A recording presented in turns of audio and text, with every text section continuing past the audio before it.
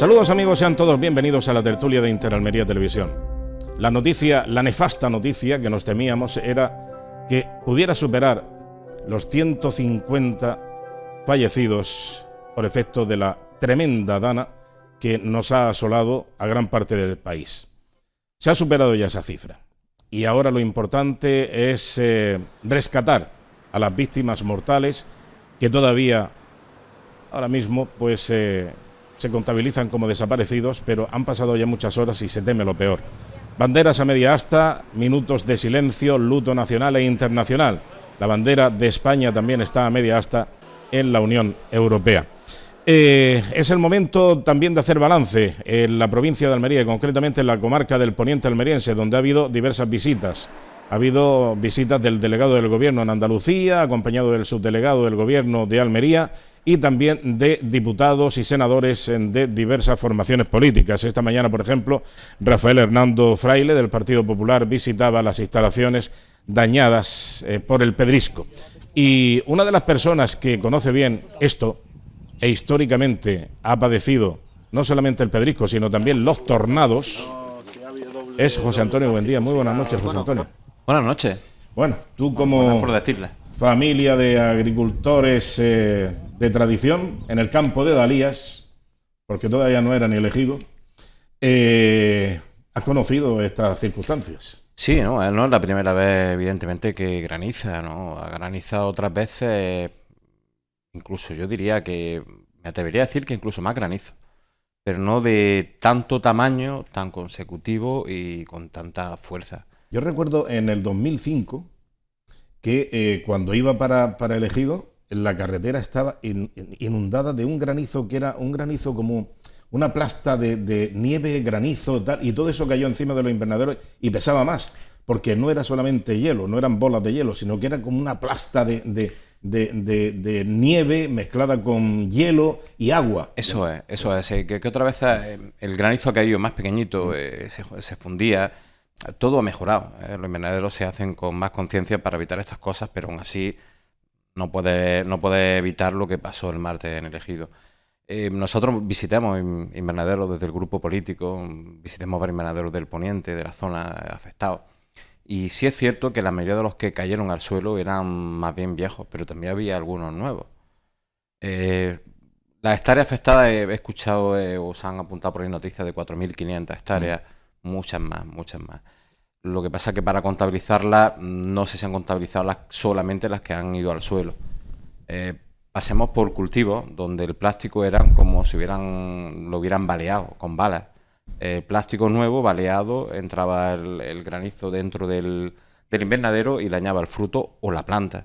De hecho, hay muchas plantas donde entraba y, oye, pues se ve el plástico roto, pero dentro catastrófico, plantas totalmente desmelenadas, desmembradas, empezando ya a secarse, a pudrirse, fruto dañado.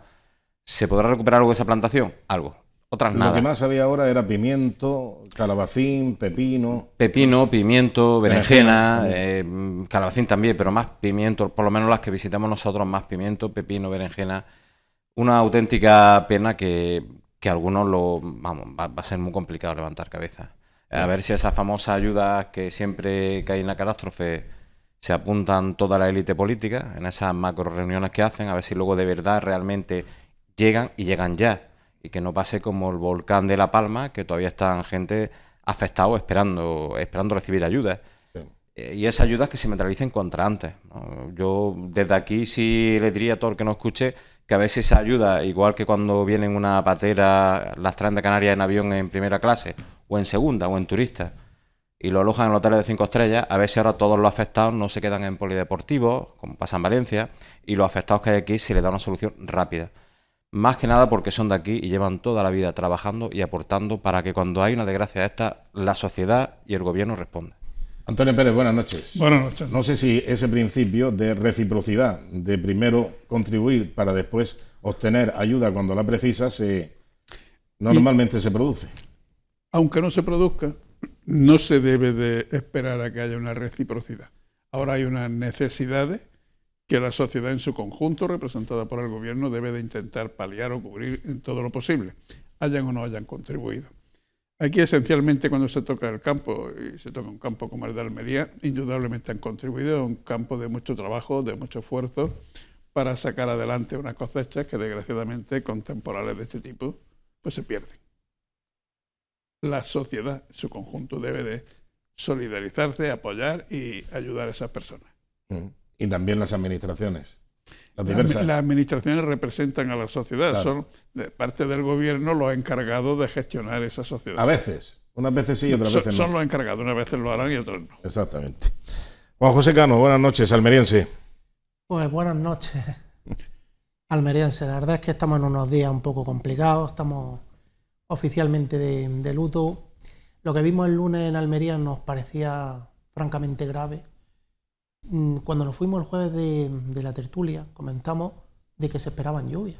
Es decir, el domingo, por ejemplo, que estuve viendo fútbol en directo, no paró de llover en todo el día. Y el lunes por la noche, cuando vimos en Almería lo que estaba pasando, ya no la lluvia intensa, todo lo que vimos en el Ejido, yo vi una tormenta eléctrica que en mi vida he visto tanto tiempo, una tormenta eléctrica tan continuada, pues pensábamos que íbamos a ser los más afectados. Y lo que hemos visto estos días en Valencia, siempre creemos que lo vemos en otras latitudes, en otros países, bueno, en películas y realmente es grave. Ves cómo nuestro país está sacudido de esa manera. A mí, y creo que a cualquiera de nosotros, nos afecta mucho ver que a paisanos nuestros han perdido la vida, pero también han perdido todo, y hay gente que en este momento no sabe ni cómo va a comer, ni qué agua va a beber porque están incomunicados. Y tendríamos que hacer una reflexión más profunda con todos los medios a disposición que tenemos a día de hoy de la tecnología, pues la naturaleza nos supera y habrá que evaluar si lo que desde hace muchos años estamos hablando como cambio climático producido o no producido, efecto del hombre, tenemos capacidad de llevarlo de otra manera, porque llevamos una década complicada. Lo de Filomena, aquella nevada, tuvimos también lo del volcán de La Palma, tenemos ahora esta dana o esta riada y hasta la calima aquella que llegó. Estamos viendo accidentes naturales que no somos capaces de predecirlos, y todavía creo que ni con toda la tecnología y toda la potencia que tenemos de cálculo somos capaces de evitar estos acontecimientos. Sí que se predice, y además tenemos tecnología para ello, y la tecnología te advierte de que vas a tener una calima, y además el grado de incidencia de la calima, por dónde te va a venir la calima, de qué dirección, normalmente siempre del sureste, del levante, y es polvo del desierto que llega hasta el Amazonas. El polvo del Sáhara llega hasta el Amazonas, que por cierto fertiliza bastante en la cuenca del río Amazonas. Estamos hablando del Mato Grosso, de Brasil.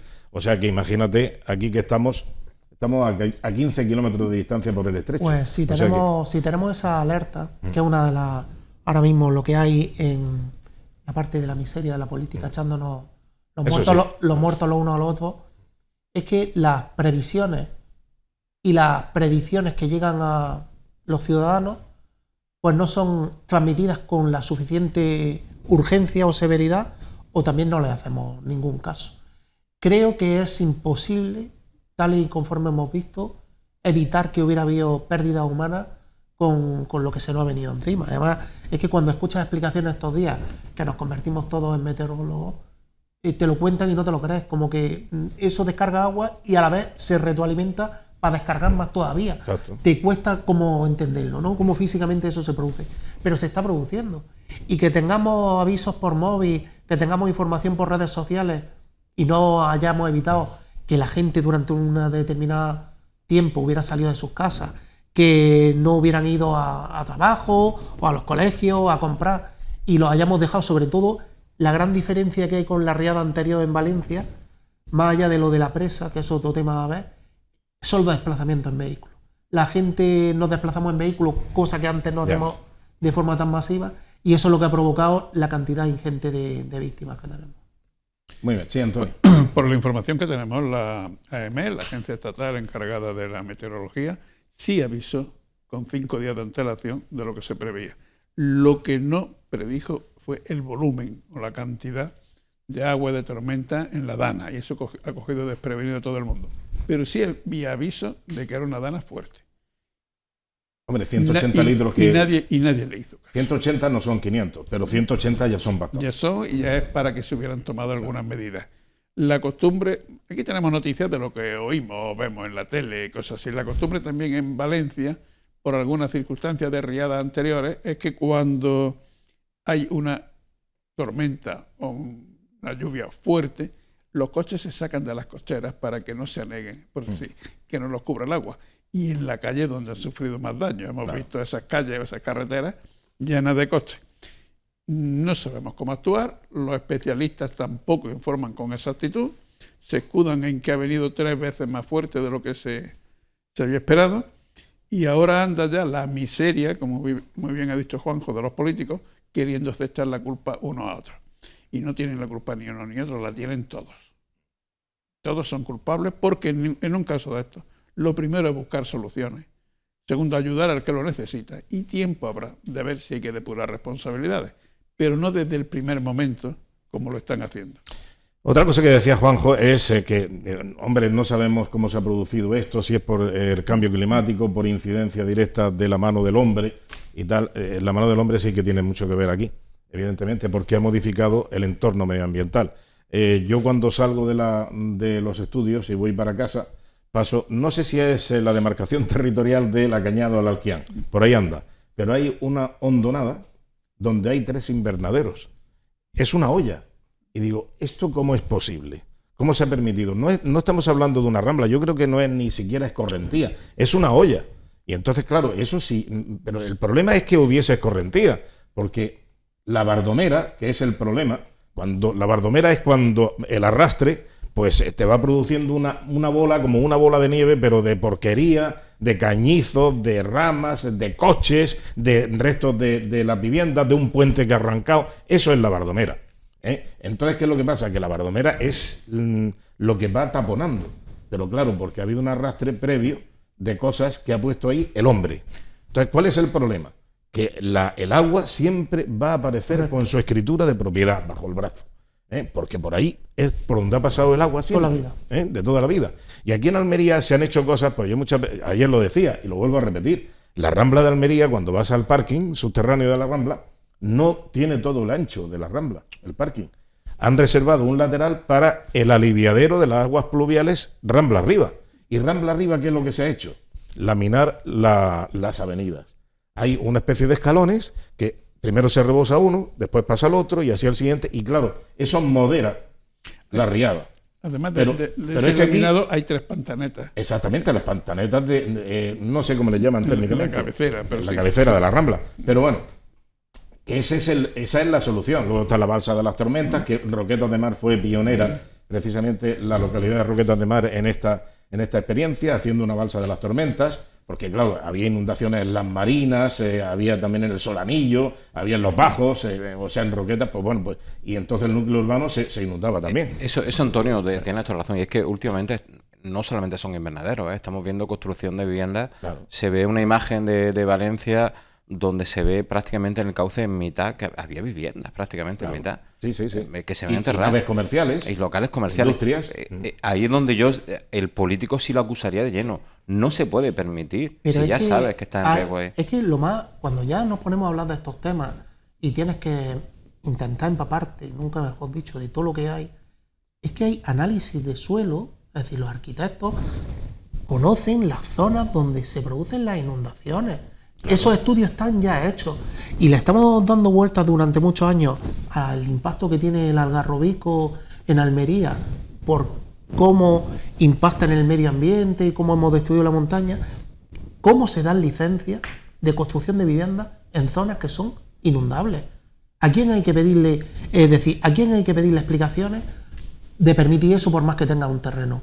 Tú no puedes dejar a gente que construya ni locales comerciales, ni naves industriales, ni viviendas en zonas donde históricamente, porque el agua tiene memoria, como decimos, toda la vida va a tirar por su mismo sitio, que sigan exponiéndose la vida a la gente, como hay zonas también en el campo de Níjar, como puede haber en el campo de Dalía, zonas de rambla en donde se siguen permitiendo que la gente haga actividades o bien de vida o profesionales. Y luego tenemos otro añadido, es, digamos, el ecologeta, el añadido ecologeta, que, por ejemplo, destruye embalses.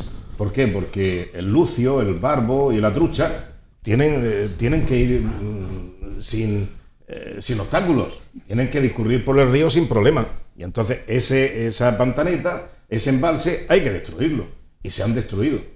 Claro, ¿qué es lo que se hacía anteriormente? Mira, si, digamos, cíclicamente se van produciendo este tipo de inundaciones en comarcas, por ejemplo, Valencia, también hubo en el País Vasco, pero es más difícil, Almería, la zona de Granada, nos acordaremos seguramente de las que hubo en el límite de la provincia de Almería con Granada, que fue tremendo.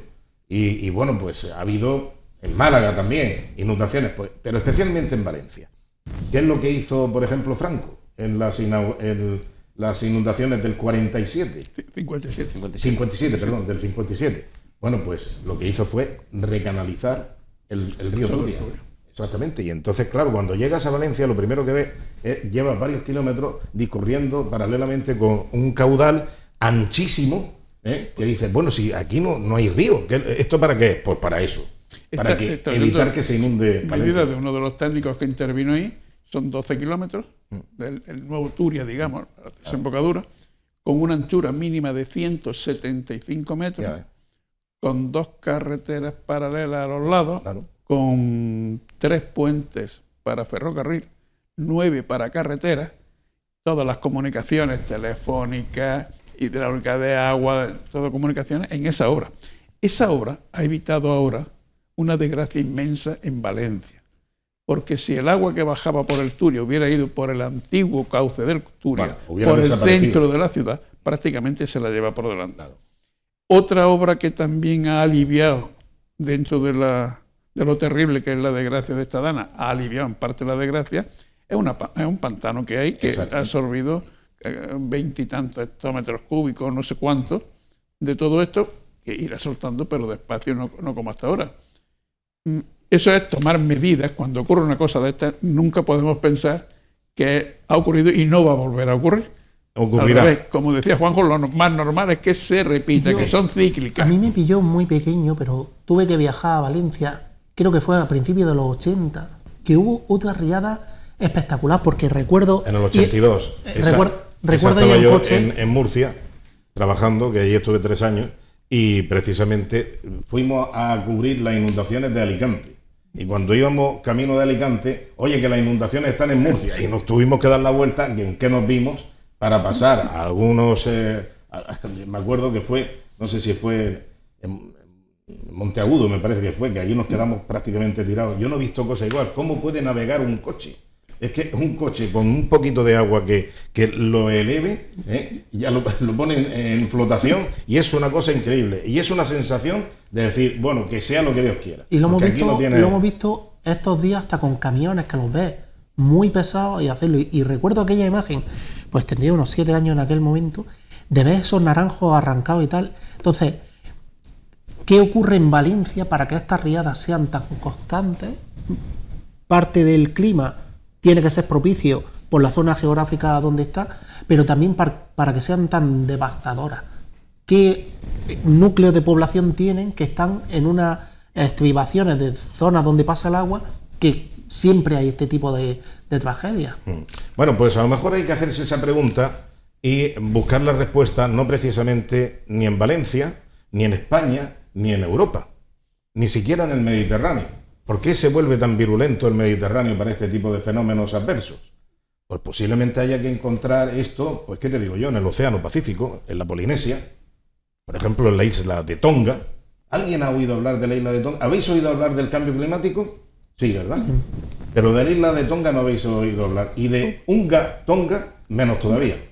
Pues es un volcán que produjo una erupción brutal, un volcán submarino, y con lo cual se produce una evaporación del agua del mar que produce sales muy, muy peligrosas, precisamente, para el medio ambiente, y sobre todo un volumen de vapor de agua que se fue a la estratosfera y que ha producido cambios climáticos importantes en el Mediterráneo.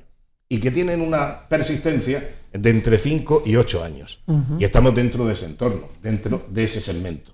Por eso digo que muchas veces, hombre, lo más fácil es decir cambio climático, pero a lo mejor hay que buscar las consecuencias de lo que está ocurriendo, porque precisamente se derivan, y hay estudios científicos que conectan la acción del Unga Tonga, de un volcán submarino, con los cambios que se están produciendo en el clima de la cuenca mediterránea. Esa es una parte interesante. Yo creo que para el futuro, después de lo que estamos viviendo, es una de las partes más importantes, y es decidir cuánta influencia tiene el hombre directa en esto de lo que es el cambio climático, el calentamiento global, como se hablaba antes, y si podemos permitirnos pasar a la pobreza energética porque no quemamos carbón y no tenemos centrales térmicas y tenemos molinillos y placas solares, mientras en China hacen lo que les da la gana. Que tampoco es plan. Que tampoco es plan de hacer eso.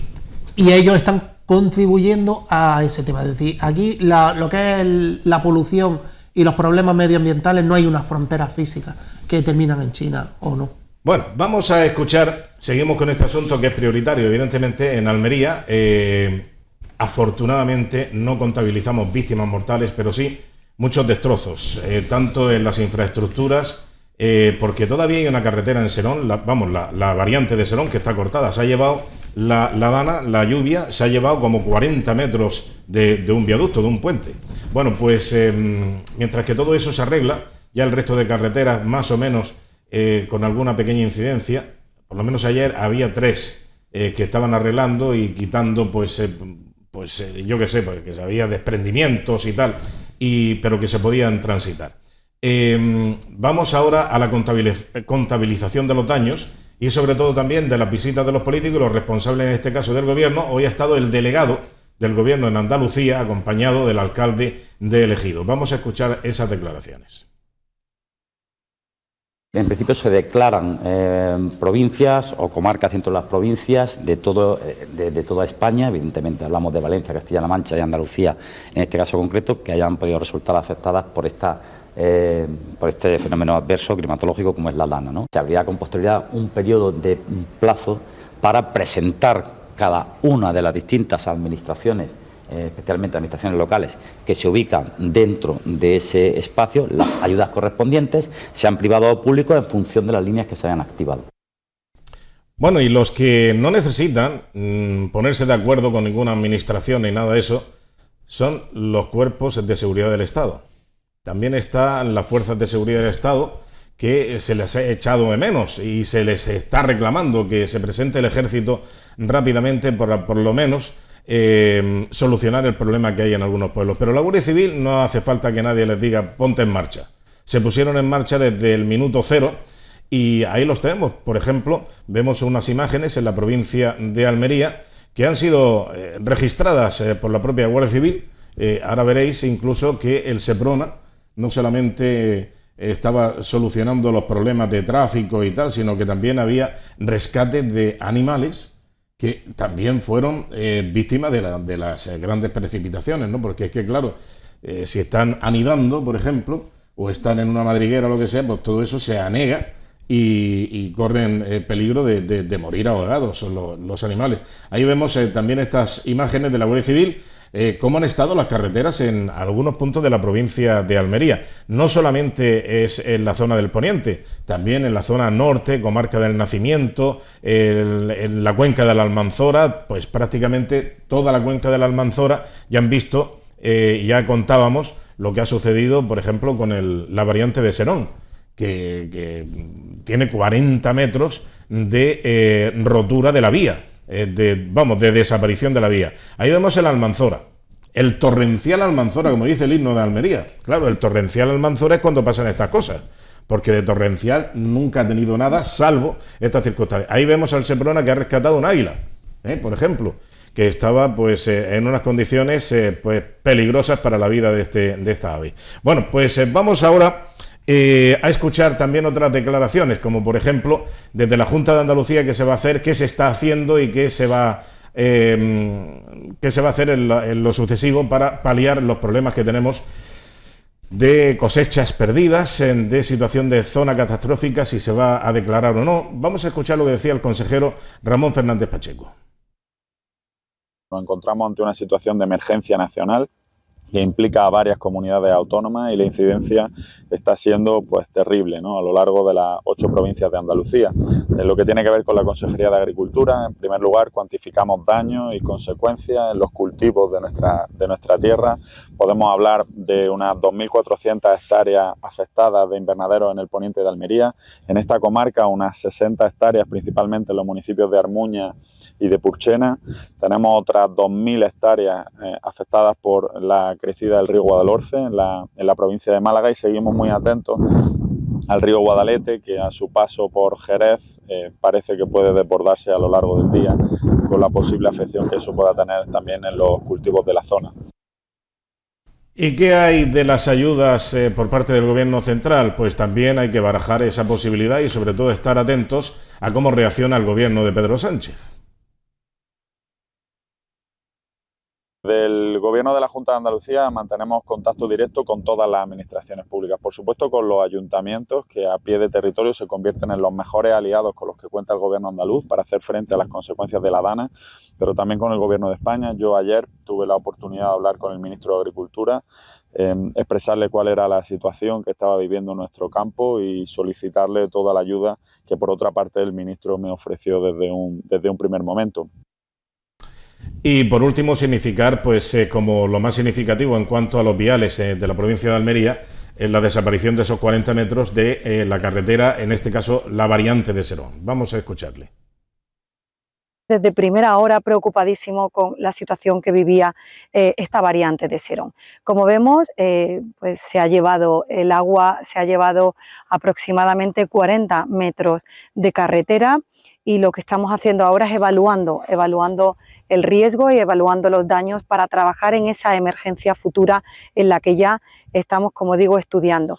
A pesar de eso, ahora mismo todo el tráfico se ha desviado por la travesía de Serón, y lo que estamos haciendo es intentar buscar un paso alternativo por aquí para que en algunas semanas, esperemos que sean las menos semanas posibles, pues podamos tener ese tráfico ya desviado mientras que trabajamos en la emergencia. Bien, pues poco a poco se va arreglando la cosa, ¿eh? Esto es la noticia, por lo menos en lo referente a la capital y la provincia de Almería, que afortunadamente podemos ir arreglando las cosas. En Valencia sí ha actuado el ejército, está la unidad militar de emergencia desde el primer momento. Sí, porque actuando, claro, es militar, efectivamente. Efectivamente, es que pero, sí. una unidad de lo poquito bueno que yo recuerdo que hiciera Zapatero. Bueno, no lo hizo Zapatero, sí, fue durante tiempo de Zapatero, pero la iniciativa no fue de Zapatero. Bueno, no me extraña, pero bueno, fue durante su la gobierno. Iniciativa no fue de Zapatero. Durante su gobierno. Creo que fue, a lo mejor tú lo sabes, José Antonio, ahora mismo es el dirigente de Vox en Baleares. Es un general del Ejército de Tierra.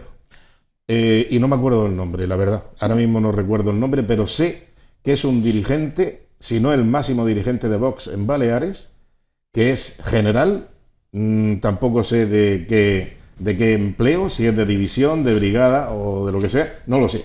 Pero que fue iniciativa suya el poner en marcha la unidad militar de emergencias. Pues la verdad que no de Zapatero. No. Zapatero es que estaba gobernando. Pero bueno. Hombre, algo tiene que ver. Sí, eso sí, no se crea sin que lo autorice el gobierno. Lo mismo que derogó el Plan Hidrológico Nacional, podría haber dicho, pues mira, esto me parece un chiringuito innecesario. Venga, no lo hacemos. Bueno, le quiso buscar. Se hizo. Sí, a petición de otro, iniciado por otros, pues le dio el impulso para buscarle una ocupación al ejército. Yo creo que eso es lo que pensaría. Ya. No creo que pensara en otra cosa. Ya. Yo en el poniente, la verdad, que para que actuara la unidad militar de emergencias, pues no. General Coll. Coll. Sí, el general Coll. Desconocía que fue iniciativa de él. Me he acordado ahora. Pero en el poniente no estaba la cosa tan grave como para eso. Evidentemente, ver lo de Valencia y ahí todo el que arrime el hombro y todo el que arrime es poco. En el poniente, la verdad, que es una labor encomiable siempre de Guardia Civil, Policía Local también estuvo muy bien, Policía Nacional, todos actuaron bastante bien, con diligencia, y de lo que podía haber sido más dañino se mitigó bastante. Había varias carreteras en un momento dado tras el granizo inundadas, algún vehículo también que quedó flotando y concretamente se ha visto un poquito la imagen, pero es salida de autovía de Santa María del Águila y no apenas se notó. Es decir, apenas los usuarios, la verdad, la mayoría fueron precavidos. Había carreteras alternativas también para el que conoce la zona y no se ha notado. Así que hicieron para mí una muy buena labor, muy buena labor. Muy bien. ¿Algo que añadir, Juanjo, que nos vamos a publicidad? Pues como desgraciadamente aquí no tenemos cercanía, pues no estamos viviendo lo que viven en Valencia, que tienen 5 líneas de cercanía y han perdido 3 de ellas, pero vamos. ¿Y el AVE?